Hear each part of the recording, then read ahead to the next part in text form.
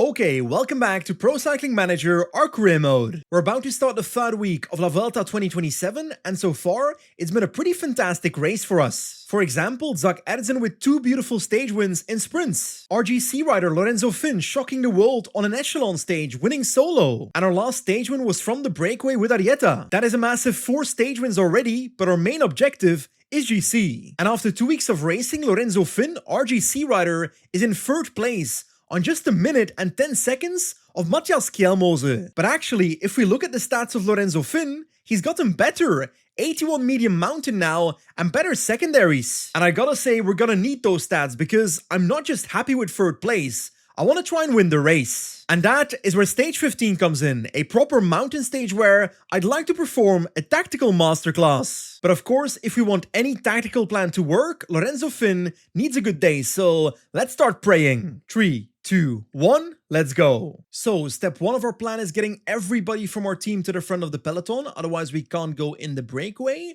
Alvarez with his -1 can pace on 85 to keep the group together a bit, maybe 75. And there we go, into the breakaway with Edson, Romeo, and also Arieta, so 3 riders, that's perfect. But actually, I'd like to get some more in there, so Alvarez and Watson on the left side of the road can also try to make a jump. But actually, there's now 11 riders in the group with Watson and Alvarez, so that is 24 riders in total in a potential breakaway. That's fantastic. That said, the gap is slowly expanding, but the front riders are getting tired. Paddy Pantry getting dropped as we speak, and some other riders are close to being dropped as well up here. For example, our guy, Alvarez, is now dropped together with De Bruyne, so the break is down to 20 riders only. And quite literally, by the foot of the first climb, the break is down to 7 riders, so that's how many riders have been dropped in the run-up to this climb. Watson is gone. I've still got 3 riders. The Alto de la Centenera, 14k 6%, then the gap is 1 minute now, and the tempo here in the peloton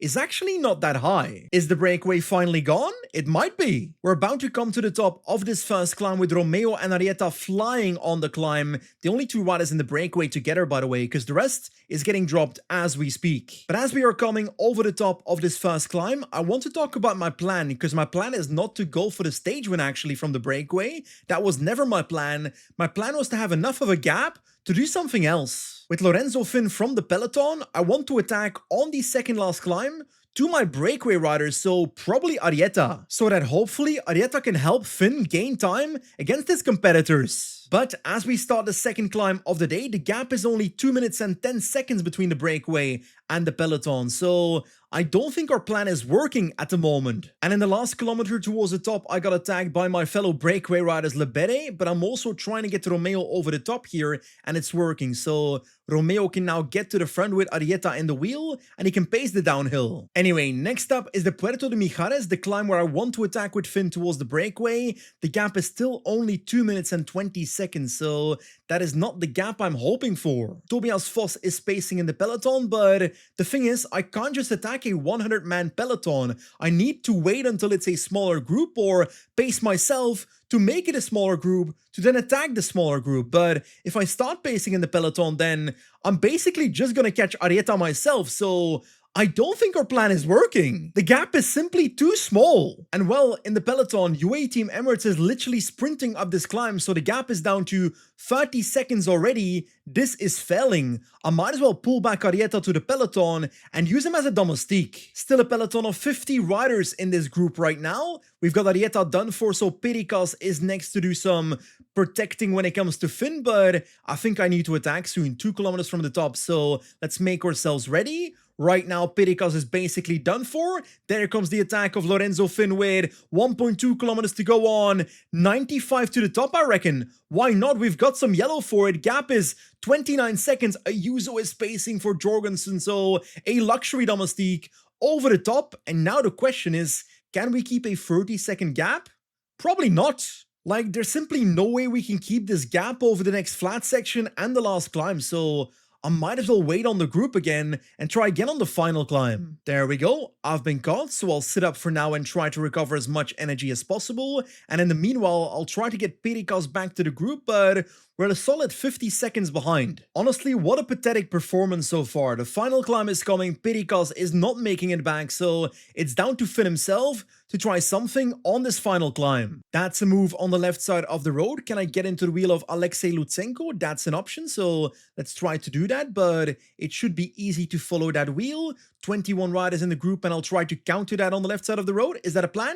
I think it is. There we go. Last 1.3 kilometers, a small gap, so I don't think this is going anywhere. Just 9 seconds. Tiberi's trying to close it down. We've got Schachman trying to close it. Skjelmose bridging, and we've got a gap. So let's try to work together. Skjelmose, come on, buddy. Relay. The gap is 14 seconds, but Adam Yates is now pacing for Jorgensen, so everybody has domestiques except me because I spent them all by trying to get into a worthless breakaway to try and gain something, and there comes Van Gils, who's probably going to win the stage. I've got no energy. I'm doing the lead out for everybody. I'm probably going to lose time to everybody. What a disaster was stage 15. This was my opportunity. Maxim Van Gils wins, and we finished somewhere in the top 10, but no time gain, also no time loss, but I must confess, I was dreaming of a glorious ending to the stage for us, but it's kind of frustrating. A slightly miserable 9th place on the stage with Lorenzo Finn, which means GC basically stays the same, so we're still in 3rd place on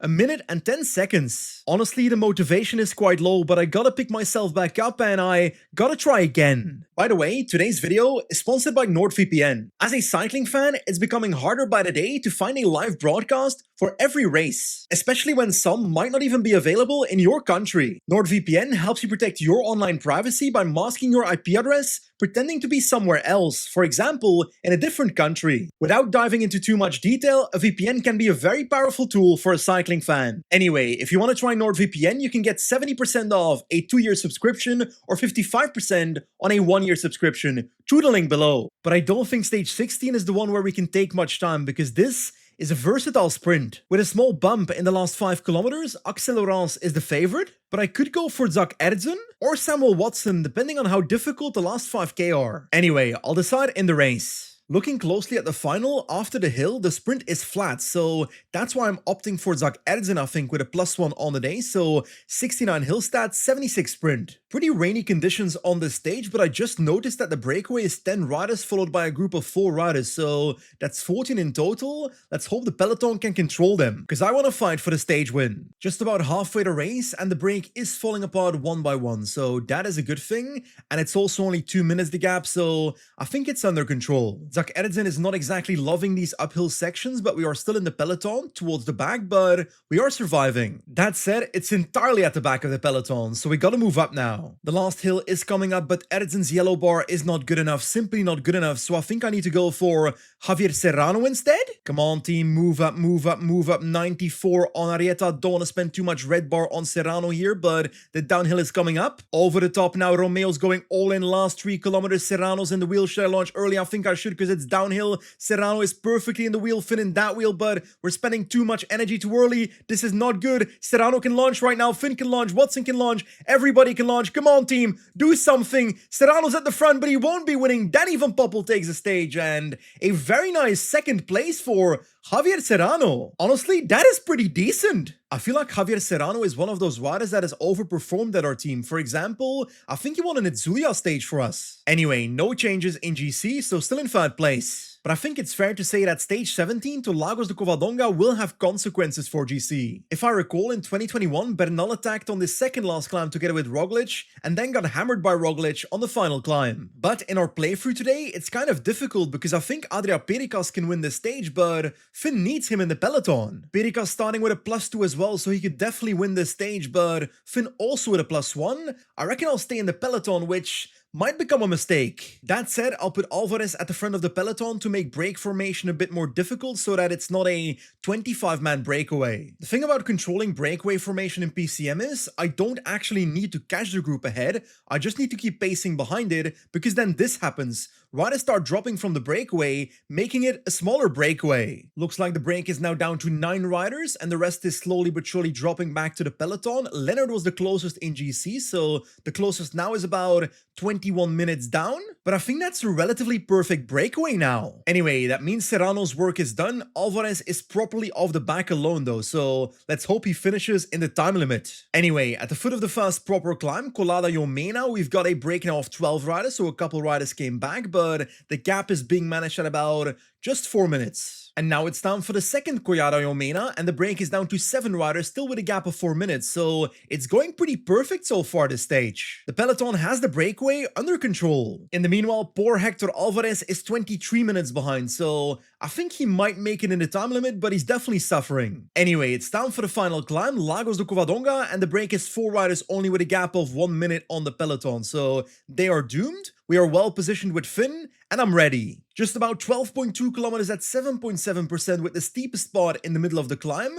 We are roughly on the 7th row in the peloton, being paced by Juno Wex as we speak for Kron, but our energy is still alright. Roughly halfway to climb, 5 kilometers to go. We're doing really well when it comes to our energy, so that's nice. We've got the team of Tiberi pacing a bit now. Romeo is now done for, so Arieta's taking over. I'm losing a few positions, so let's move up on 84. Arieta is gone as well. Pericas is now protecting, but such an unselective climb so far. We've got to move on the right side of the road by Ryan and Tiberi. Come on, Finn. Move up, buddy. Move up. 1.4 kilometers to go. I feel like I can win this. We've got Jorgensen moving up, but I'm in the wheel right here. Let's go. 94, 95, 96. I've got the sprint ready. I've got the sprint ready. There comes Finn. Come on, Finn. Sprint. Sprint, Finn. Get a gap, buddy. The stage win is ours, but can we get a gap? I think we might. There we go. Lorenzo Finn wins. And it looks like Matthias Kjelmose was off the back, so losing about 30 seconds. That is exactly the result I was hoping for. Same time as Jorgensen, but our 4th stage win taking 35 seconds on Skjelmose. And of course, as a consequence, we're not more than a minute back in GC. We're now 40 seconds back, and Skjelmose loses red to Matteo Jorgensen. We are slowly but surely crawling closer. I'll be honest, stage 15 was a real damper in my mood, but stage 17 here gives me the motivation that we might be able to pull it off, that we might be able to win this Vuelta. Because the gap is now only 40 seconds, but we gotta keep in mind that there's a time trial as well. Like, we might take time on Gamonitero the next stage, but the final time trial, we will definitely lose time. But one thing is certain, stage 18 is undoubtedly the queen stage of this Vuelta, because the final climb, Alto del Gamonitero, is a monster. Just about 15k at 8.5% up to 15+%. And somewhat surprisingly, the favorite is AJ August. But of course, I'm hoping that without a bad day, Lorenzo Finn can compete, because this is where the Vuelta can be decided. Okay, starting off with a +1 on Finn, so 79 mountain stat. We've got Arieta with a +2, Romeo with a -1, and where's our other climber, Pericas with a 0 day. But no breakaway today. We'll do it similarly as the Lagos de Covadonga stage and try to do well on the final climb with Finn. Just about 10 riders up the road in break formation. Alvarez towards the front of the peloton to control any counterattacks, and they are coming. So Alvarez, start pacing. UAE is not even pacing, and the break is getting caught slowly but surely at the foot of this climb, so I think I'll just close the gap down and Erze can stop protecting Arieta. I think I'll try to join the breakaway with Arieta, because we might as well have some fun, shall we? Can I get through? Yes, I can. There we go. Arieta into the breakaway. Eulalio from Bahrain is joining me. Also Javier Peña from Ineos. So 3 riders in this break together with Para from Kern Pharma. Peña is taking the KOM points. We are 2nd on top of this first climb, but we are in a breakaway, so a potential satellite rider. Now on to the second climb of the day, the Alto de la Cobertoria. Once again pretty steep, but only 2 riders in this breakaway left. The rest is caught by the peloton. Gap is about 2 minutes 30, so this break is going nowhere. Yeah, the second last climb is coming, the Alto del Cordal. I'm pretty sure that's also the climb before Angliru in this race, because I think Gamonitero is kind of in the same mountain range, but what I was about to say is the gap is down to 3 minutes 17 basically to the peloton, where UAE is pacing now, so I might actually decide to pull back Arieta at the top of the Cordal, because we're simply wasting energy in this breakaway. Peña once again attacks for the KOM points, and Arieta is gonna wait right now over the top on the peloton to regain some energy towards the final climb. Finn is still looking pretty solid. Actually, horrible position, horrible position. Finn, move up at the back of the group. Come on, buddy. You gotta move up. Okay, over the top, still in the peloton, so crisis averted, but I gotta make sure I move up before that Gamonitero climb starts. In the meanwhile, Arieta is being caught by the peloton, so he can get into our train formation as second last domestique. I'm not sure about that. Either way, it's time for the final climb. Alto del Comunitario, 15 kilometers, 9.7% average, so harder in Pro Cycling Manager than real life. And a climb this hard is all about energy management, so I'm trying to make sure I don't spend too much energy in the first half of this climb, micromanaging it. Ay, my domestiques are melting. Romeo is gone, so Pericas takes over already. Arieta is my next domestique then, but I don't think they'll last too long. It's gonna be down to Finn pretty quickly. Only 20 riders left in this peloton group, so I'm slowly but surely trying to move up a little bit just in case there are splits in front of me. Come on, Finn. And actually, Marc Soler is done for, so I'm basically pacing at the front with Finn, which that's maybe a bit early with 7 kilometers to go. That said, Pericas is dropping, so it's down to Arieta right now, but how is Jorgensen and Silvolf looking? Skjelmose is right there, Jorgensen is here. But I think I can afford to pace 75 for the last 5 kilometers, so I'll try to keep on doing that. We've got Jorgensen at the back.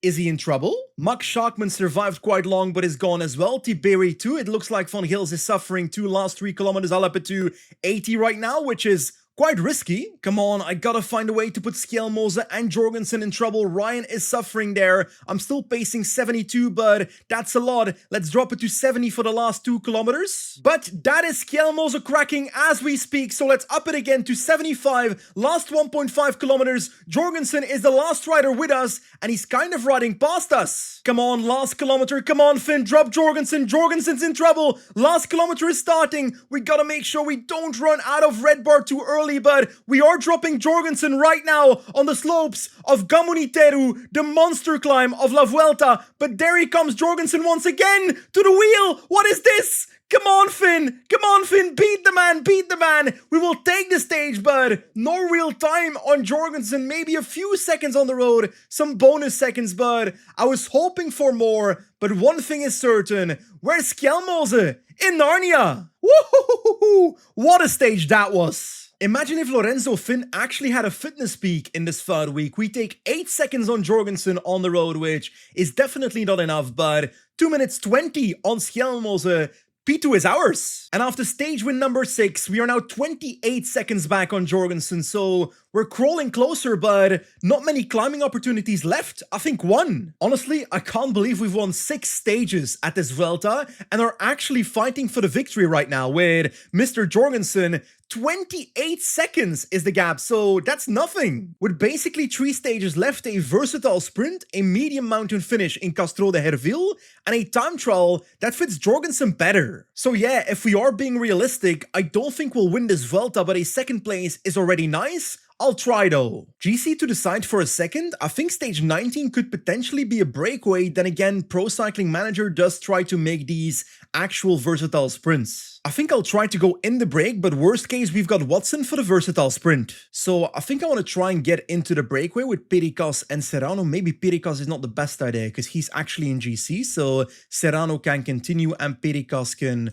wait on the peloton. There we go. Oh, he's back in the peloton. He was on 0. Nonetheless, I want to send someone else up the road now. So what if I send Arieta up the road instead of Pericas? There we go. Left side of the road, Arieta attacks. Let's do a pretty solid attack to the wheel of Serrano. And now it's time to work together and get to the front in the breakaway. Just like that. That was easy. In a 12-man breakaway up the road now. And Serrano is one of the fastest riders in this group together with Gianni Vermeersch. Most of the climbing in the first half is behind us, so the break now has 5 minutes on the peloton, so a pretty decent gap, but we're not safe yet. Now in the last 44 kilometers and the break still has 5 minutes on the peloton. I'm pacing with Arieta. I'm keeping Serrano behind because he's got the sprint, but I don't know what my plan is. Should I go for the sprint or should I roll attacks with Arieta? Ironically, next to Serrano, the 2 best sprinters are from Movistar, Gianni Vermeersch and Barrenetxea as well with 74 acceleration, so he might be the favorite in a sprint. Oh, that's an attack right there. We've got Aparicio attacking on the small uphill in the last 29 kilometers, and he's getting a small gap here, so that's interesting. The attacks on that climb were neutralized, and we're still in the group now with 2 riders of mine, Arieta and Serrano. Honestly, I'm kind of confident that I can do it in a sprint. That's an attack once again. There goes Finley Pickering. We've got Vermeersch and Prodom jumping towards that. I'm going to slowly but surely try and catch that with Serrano. What is Barenicha doing? He's just sitting at the back, saving energy. And there goes another move. We've got Kelderman now attacking. Bergmoes is the one closing that down. Vermeer just trying to get to the wheel as well, but I've got Arietta pacing still. Lots of riders jumping across, wasting energy. I'm just slowly but surely catching up. And then comes the next attack. Aparicio together with Vermeer. So Vermeer is trying to control all the moves for Movistar. And now Vermeer is attacking by himself, so that's actually quite dangerous with 6.3 kilometers to go. Arietta needs to catch that, but his yellow bar is not looking that fantastic. Luckily, someone else is trying to close that with an attack. That's Kelderman on the left side of the road. Let's go. 87 I have to on Arietta. This is not looking good. Vermeer might have it in the last 1.5 kilometers, and I'm having to go 93 already with Serrano, but it's done for. Gianni Vermeer is winning the stage. What an anticlimactic finish for us. We're gonna finish second. Barenicha is nowhere to be seen. A second place for Serrano. Once again, his second place. But to be honest, that was my fault. I should have been more attacking with Arietta instead of controlling. Like, I know I got 6 stage wins already, but I really would have liked to win that one with Serrano from the breakaway, but a second place is not too bad. The peloton came in 5 minutes and 30 seconds behind with our man Finn well protected. So yeah, 2 stages left and the gap is still 28 seconds from Finn to Jorgensen, so I don't know if we can do this. Especially with that time trial in mind, we'd almost have to take more than a minute on the next stage. And well, on a medium mountain stage with Matteo Jorgensen also having 81 medium mountain, I just don't think that's possible. Honestly, I've almost internally accepted that we will finish second at this Vuelta. Okay, stage is about to begin. Let's get our boys to the front instantly. At the same time, Arietta is looking good, Serrano is looking good, all at the front of the peloton, Pericas as well. Let's try and send them all into the breakaway. There we go. All 3 of them at the front. And right now, after this corner 99 attack into the breakaway, let's go. We've got a gap. Slowly but surely, riders are joining us in this breakaway. 15-18 riders now. So a pretty solid group with 46 seconds on a non-pacing peloton. Honestly, I'm trying to look at the parkour and see, is there a jumping plank somewhere where we can try and attack with Lorenzo Finn in the peloton towards the breakaway? But maybe this third last climb, maybe the second last climb, but I don't think the second last climb is enough for us to win this race. So we'd almost have to do it on this climb right here, the third last climb. To be completely honest, I don't think any plan like that will work, but I have to try. Anyway, the first of these climbs is about to start and the break has a gap of 3 minutes only, so it's not looking that fantastic yet. Some attacks in this breakaway on that first climb, the Alto de Villachan, but I'm holding on quite well. That said, the fast riders are dropping, for example, Quentin Pacher. Let's go to the front of the group. I don't care too much about KOM, even though I could have probably won that in this race if I focused on it more. Now it's time for the second climb. 6k this one, but pretty steep at the start, then flattens out towards the top, and I think I might pace a little bit on maybe 70. I will be able to get Serrano over the top, I think. But the next climb is the climb where I want to try something in the peloton, and the gap from the break to the peloton is about 4 minutes 20, so Lorenzo Finn, you gotta get ready, buddy. Again, I don't believe this plan will work, but I gotta try. Okay then, Alto de Mugas, we are pacing in the breakaway. Arietta can protect Pericas because Serrano is basically done for. In the peloton behind, Alvarez is pacing. Yes, indeed. I am pacing in both groups because I want to launch Lorenzo Finn. And I think I need to do it pretty swiftly on the steep red section in the middle there. There we go. Alvarez is cooking up some tempo as we speak, and I'm getting ready to launch with Romeo with Mr. Finn in the wheel. But what is Watson doing? Get out of the way, buddy. Finn needs to be in the wheel of Romeo. There we go. I'll go on to 90-ish with Mr. Romeo. Can we get to the front? Don't get blocked by Alvarez. Come on.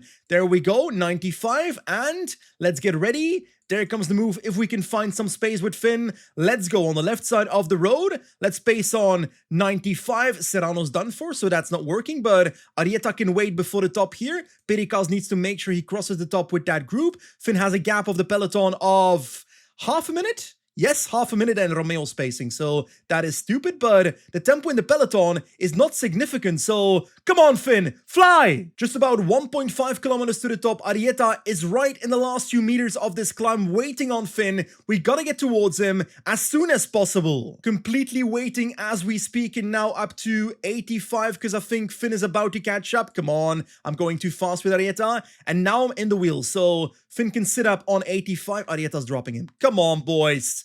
Come on! Work together properly. Finn needs to get to the front, so relay, buddy, relay. Okay, in the downhill, I gotta try and recover with Finn now. We've got a 36-second gap on the peloton being led by Mikkel Bjerg. So many domestiques in this group. It's 100 people in the peloton, so there is no way in hell this will work. Juan Ayuso is now pacing behind me and the gap is melting. It's 14 seconds, it's getting smaller, but I can't go too fast because I need to recover yellow bar and I've basically been caught. So that was a failure and it lost us Arieta in the breakaway. Anyway, I said it most likely wouldn't work, so let's focus on plan B. And with just 2 climbs to go, plan B is kind of boring. It's trying to win the stage with Perikas here from the breakaway. That said, the peloton is down to 38 riders, so should I try it again on this climb? Well, I'm actually struggling with the tempo and someone else is attacking. Archie Ryan, Lascano trying to close it down. We are at the back of the group, slowly trying to move up. At the front in the last kilometer right now as well, so gotta make sure Perikas does not get dropped, but I also gotta focus on the peloton so I don't get dropped there either.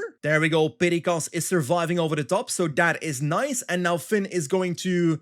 Can I attack towards the breakaway? Is this stupid? Yes, it's stupid. Should I do it? I don't know. I don't think I'll do it. Yes, I'll do it. Why not?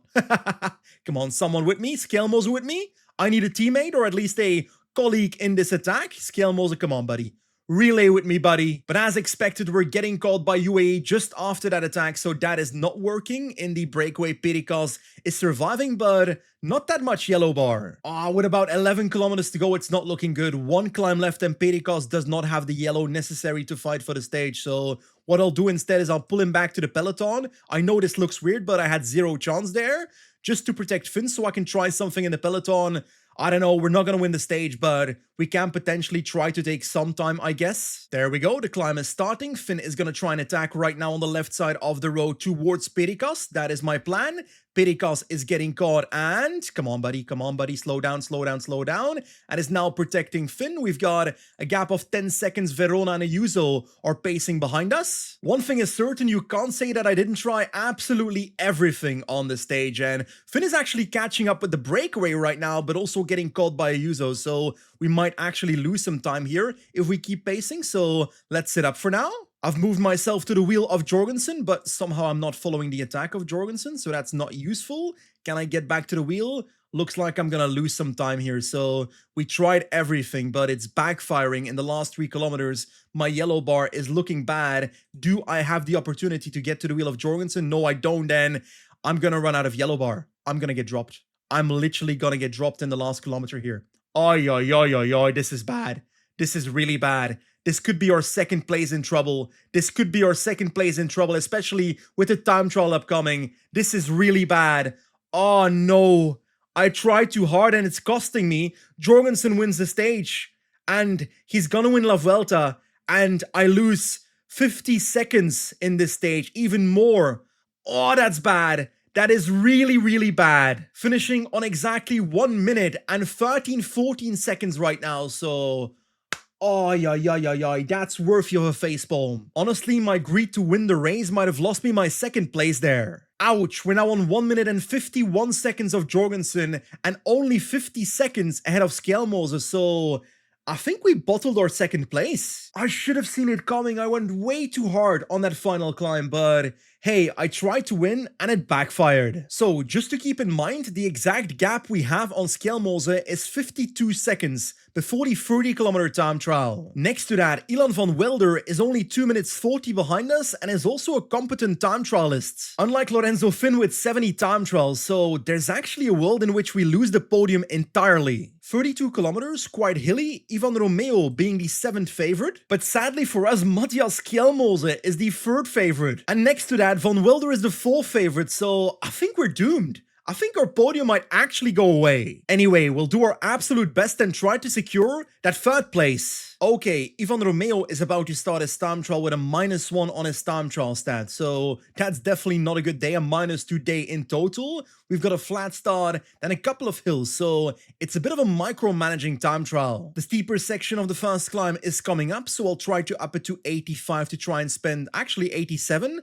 to try and spend some of that red bar. First time check for Romeo, let's take a look. We are first time with 24 seconds, but that might also mean we are overextending a bit. But hey, into the downhill, let's try and recover a bit on 70 for now. Second time check incoming, yellow recovered, and still first time, 37 seconds. But now the road goes uphill again, so back to 80 when it comes to my effort for a little bit before we go down again on the flat section. The last 3k is slightly uphill, so I've got myself on 83. I can up that to 85, 86 because I should use my red bar a bit here. There we go, to the finish with Mr. Romeo, first time by 22 seconds on Armirai. Honestly, I don't think that's a winning time. I gotta say, I am super stressed, but now it's time for Lorenzo Fin to start with a +1 on the day, so 71 time trial, which still is not amazing. Schelmoza at the first time check is 5th time on 30 seconds of Romeo, and Mr. Fin is on the steep section now on 87, spending some red bar. Come on, buddy, over the top. How far are we? We are 46 seconds down, so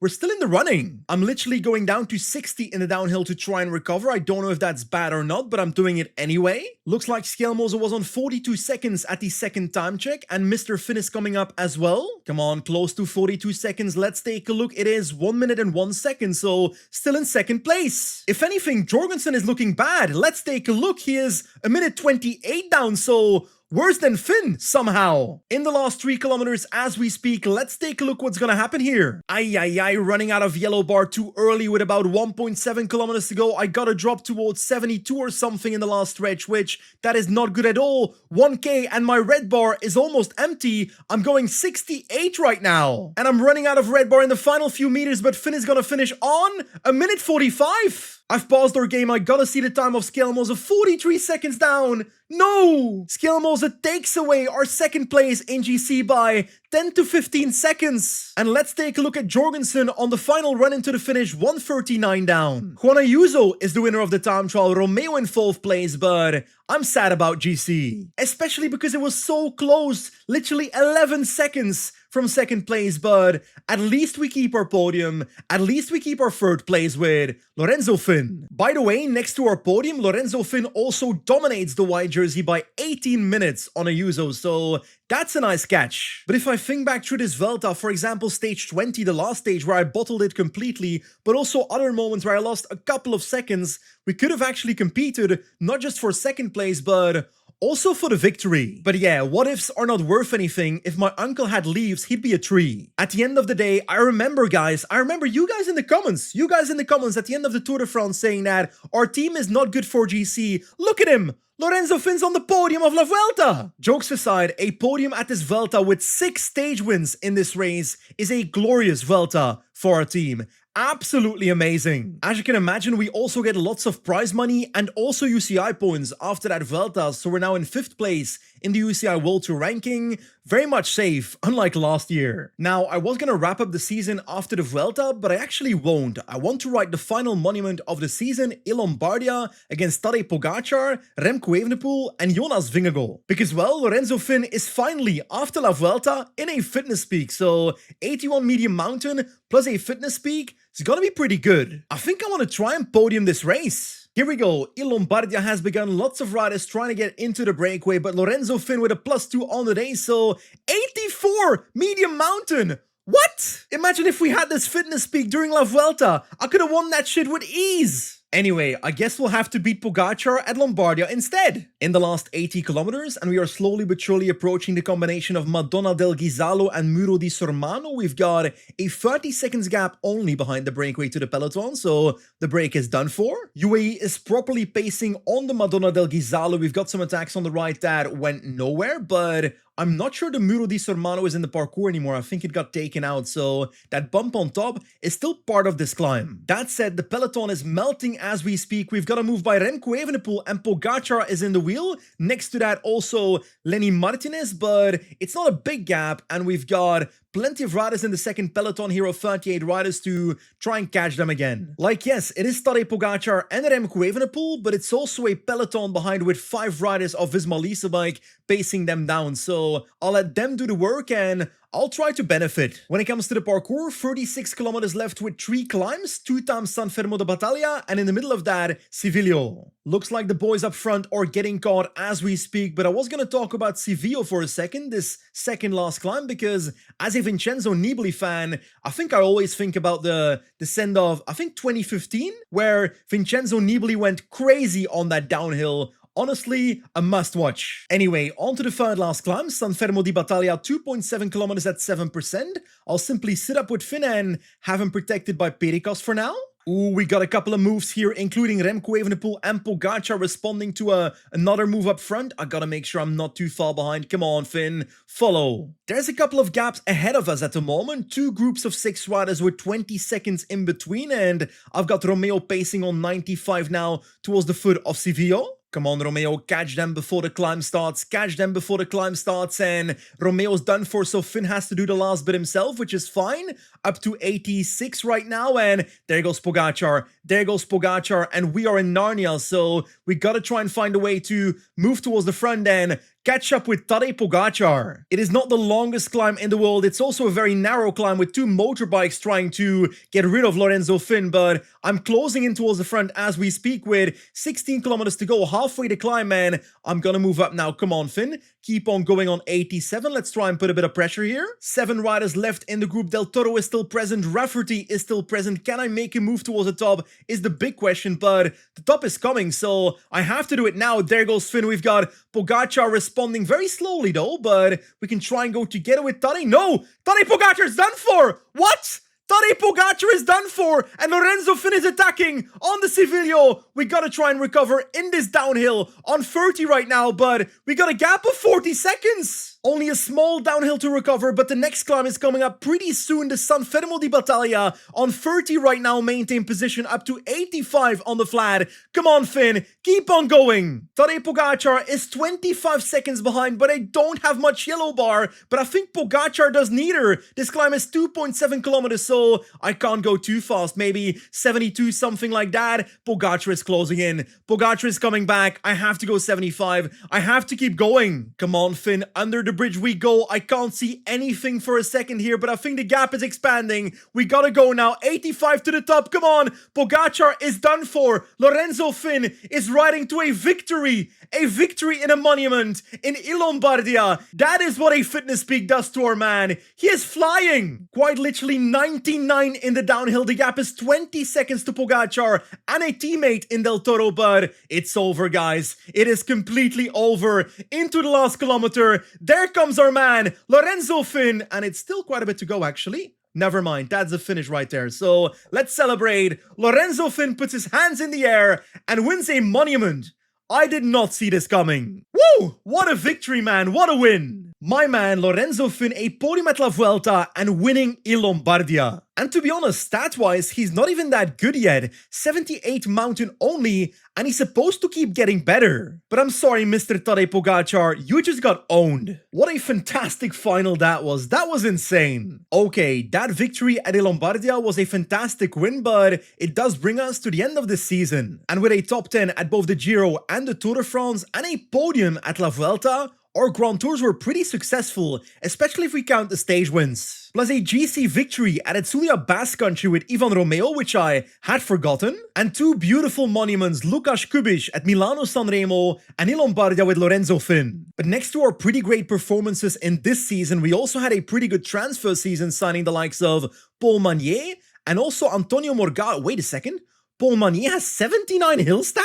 Guys, I think we signed a monster. Lots of other riders also joining our team. Paul Marti, Tomas Kopecky, Alessio Magagnotti, Raul Garcia Pierna, and the list goes on. But of course, we also have a bunch of riders that were in our team that are leaving to other places. I really didn't give much race days to Fernando Tercero, so understandably he is leaving the team to Euskaltel Euskadi. Matthew Fox is 75 sprint now, but he is leaving the team to Caja Rural. Perhaps a fan favorite, Yuri Slotau, is leaving towards a Portuguese team, Tafer Luletano. Ooh, maybe I regret this one a little bit. Javier Serrano is leaving the team towards Team Manzano Avinal after 2 fantastic seasons at our team. Samuel Fernandez, one of our Spanish domestiques, is leaving to Equipo Kernpharma. Iker Gomez Lopez, 21 only, but he's not growing as fast as I was hoping for, so Team United Shipping. To be honest, Jakub Dizdarevic was a pretty fun rider, 73 cobble stat for some reason at the age of 20 and quite talented, but he's going to Grupo Éxito May Stars. I will confess, I have no clue what that team is. One of the OG Slovenian riders in our team, Michael Steinar is leaving for Isse Gibi, and Paul Wright is going back to his former team, Factor Racing. And the last rider on the list, Antonio Pedrero, is leaving towards retirement, so a small clap for a wonderful career. Like, it's always sad to see the riders that built this team to what it is now leave the team after a couple of years, but it's a necessity if our team wants to improve. And with the signings of Manier and Morgado, our team is objectively a better team next season. Now, our team aside, I want to take a look at the other teams to see what's happening there. Ilan van Wilder is joining Decathlon and Paul Sixas is gone. The French Wonder Kid is joining Ineos Grenadiers. What a massive catch for the team. Meanwhile, Ben O'Connor joins EF Education first. One of the new top sprinters on the block, Davide Donati, with 80 sprint stats, 76 acceleration, is joining